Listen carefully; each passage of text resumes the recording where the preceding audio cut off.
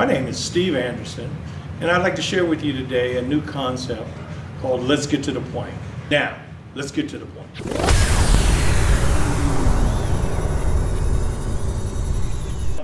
So that's kind of what we're going to do. But what we want to try to do is, in doing this, I like to look at it as what I call the 3 levels of nerve attacks. Okay?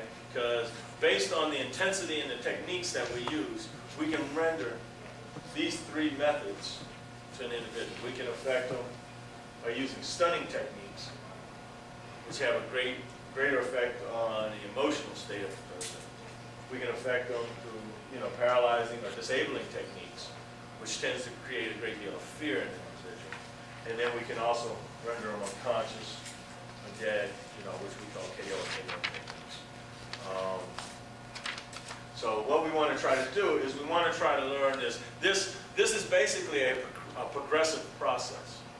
Okay?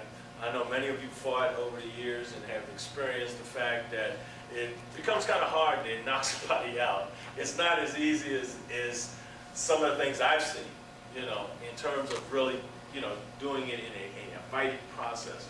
So what I like to try to do is I like to look at it as, I've got to try to do this in stages. I look at it as a 1, 2, 3 stage. It's a 1, 2, 3 stage, which tends to be, extremely effective for me. So the first thing I want to try to work with is stunning techniques. Okay, now, stunning techniques are going to send create what we call instant pain. It creates a neural shock.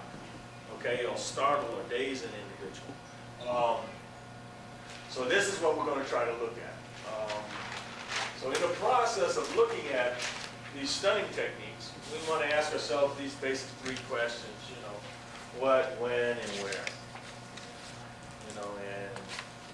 And looking at that and going over that, then it begins to unfold itself to us.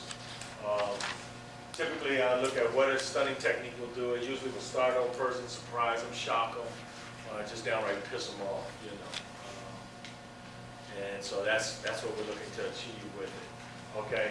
When do we try to apply these things? We try to apply these things in a defensive process, in a counter, and to set up an attack. Okay.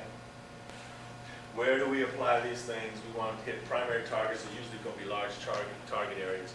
We have secondary targets, which are a little more refined, and we also refine use a little smaller weapon that I'm going to show you tonight.